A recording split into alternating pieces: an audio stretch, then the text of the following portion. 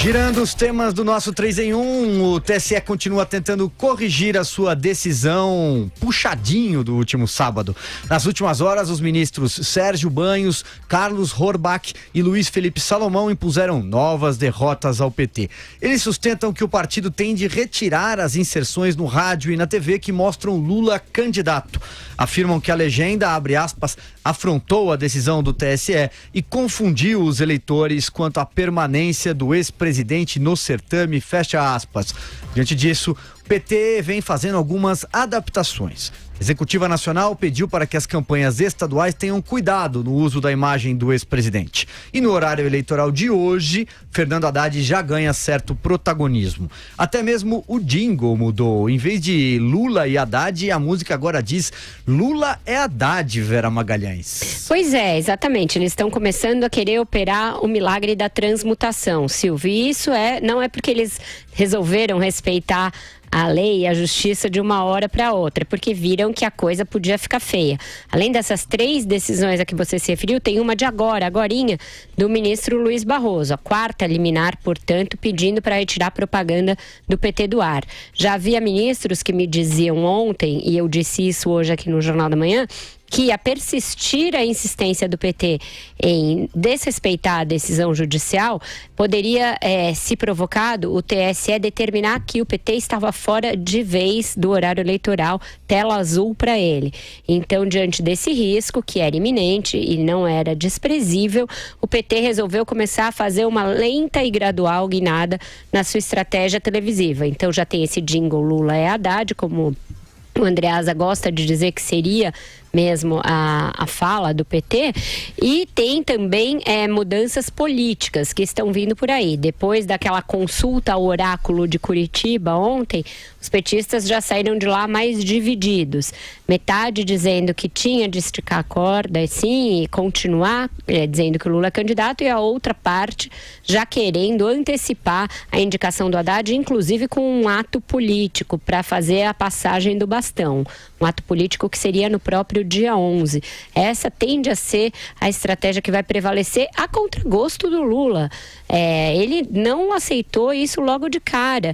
Já é incrível que um preso seja consultado, já é espantoso que ele tenha a palavra final, e é estarrecedor que ele insista de trás das grades essas que são virtuais, porque ele está numa sala, mas de trás das grades, em se manter candidato, sendo que já não o é por determinação da justiça.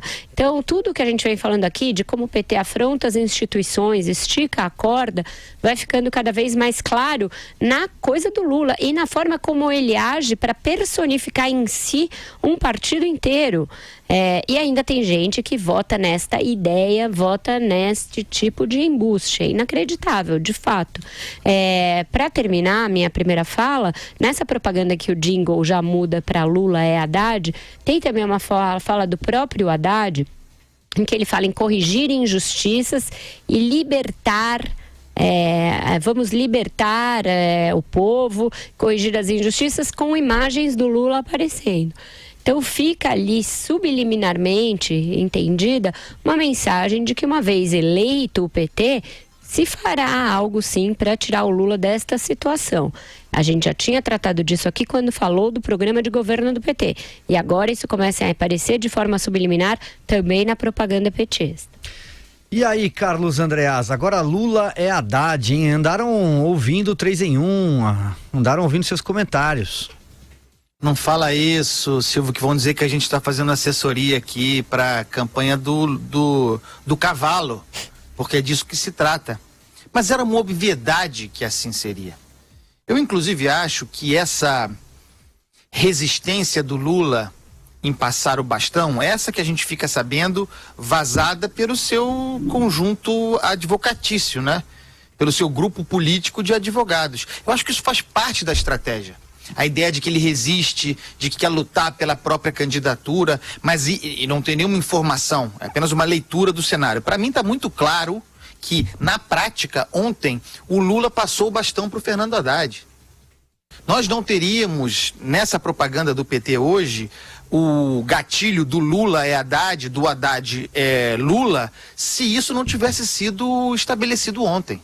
Se a resistência do Lula de levar-se como candidato até o dia 11 de setembro, data limite para troca de chapa, fosse para valer, isso não estaria acontecendo agora. É claro que eles têm, e segundo a análise que eu faço, com razão, que eles têm motivo para acreditar na força de transferência de votos do Lula, mesmo a partir do dia 11.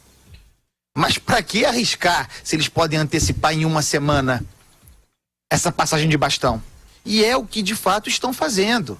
Vão bater na tecla de que o Lula é vítima, de que o Lula é perseguido, vão botar a telinha azul no começo do programa falando em golpe, mas já vão apresentar o cavalo Haddad como o representante, o corpo que carregará essa farsa. Isso está muito claro. E no dia 11, também não há dúvida, data limite, nessa ocasião, formalizando a troca, farão um ato político. Farão um ato político de desagravo ao Lula e de apresentação do Haddad oficialmente como candidato. Mas nessa semana ele já é. E assim já está. E não impede que, paralelamente, o Haddad parta em disparada, na raia, livre, tratado como um adversário normal pelos adversários, quando deveria ser, não é o Lula, deveria ser tratado como Lula. Paralelamente a essa corrida do Haddad, sua defesa do Lula, vai apresentar ao Supremo o recurso. São coisas que correm separadamente, não dará em nada, mas faz parte da estratégia do Lula, porque ali na frente o Supremo não aceitará liminar, o movimento do Lula cairá e será mais um ativo de vitimização para o Fernando Haddad explorar nessa eleição.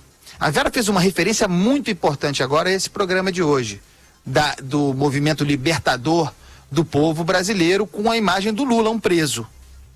É ilustrativo do programa de governo que o Haddad escreveu e que eu chamei e escrevi a respeito. Programa de revanche. Nos o áudio do Andreasa, daqui a pouco ele volta. Passo a palavra então para você, Madureira. Segue daí. Pois é, o que a gente está vendo, que está assistindo, é esse espetáculo lamentável. O PT transformou as eleições numa novela em que o Lula é o protagonista. Aliás, não o PT, o Lula. O Lula transformou as eleições numa novela em que a trama principal coloca em dúvida a legitimidade dessas eleições. Essa que é a questão central, se o Lula pode ou não pode ser eleito, que aí você coloca para baixo do tapete, você esconde a questão central, que é o PT é o diretamente responsável pela situação em que o país está.